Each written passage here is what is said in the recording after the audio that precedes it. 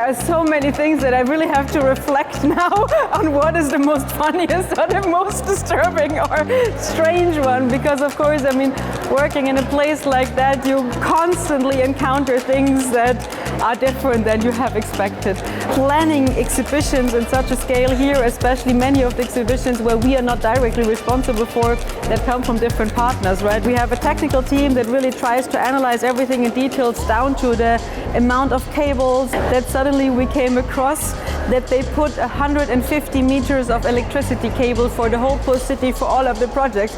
And if you just look at the stretch of the amount of the spaces that we have here, 150 meters doesn't even cover one way through. So we were like, how did that even happen? Well, I could not even tell you the festival theme of next year because I don't have it. We only decide on a festival theme always in the beginning, around January or February of the same year. So maybe you don't know, but the festival is actually produced in mainly 3 months. We really don't want to start thinking about a topic beforehand, because you know how quickly our world turns, and within 6 months there could be something, a completely new perspective. There could be suddenly another war ongoing, right? There could be something that changes our world immensely. We really need to be on the latest point in time, on the latest discussion in our society, on the latest news also related to technology and arts. Looking much deeper of how our technological development is linked with the effects we're having on the destruction of nature.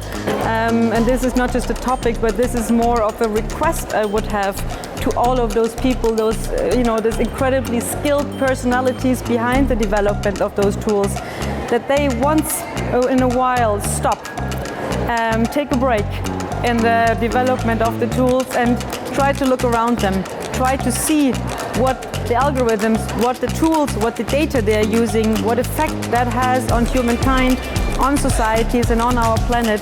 They should think about the personalities and the people that might actually be able to help them to understanding those questions better and to seeing that effect in a different scale, so reflecting more on that.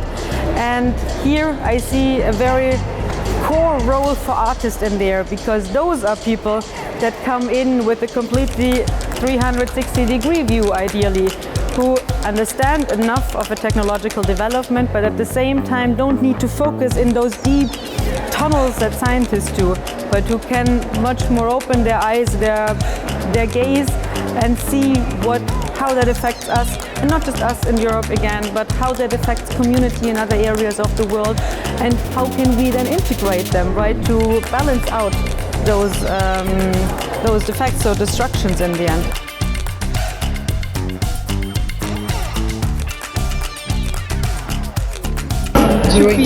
But to be very honest, I mean, the festival exists for 44 years already, and of course this building we are only using for 5 years. This is the 6th year that we're using it now. The building should be demolished already a long time ago, but it never happened due to the complexity of the building, and then COVID came and things changed, and that's why this year when we were looking for new venues again, they just told us, oh, well, you can just use it once more again. So we see what the status of the building is next year, and we see whether there is any chance we can use it again. But this is usually something we start after the festival, then around September, October, or October, November more, to kind of scan the city to see what empty spaces there are, temporarily empty spaces, talking to facility managers of large institutions within Linz, if they maybe have something empty at the moment.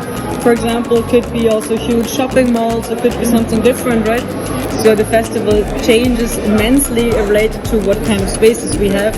But the last 3 years we were at the JKU, at the campus of the largest university here, and used 10 different buildings on that campus for the different programs. That was interesting too. And in between you had a park, you had a little pond. When the sun was shining like this, you were constantly outside because you had to walk between those buildings. And therefore I'm certain that we will find something again.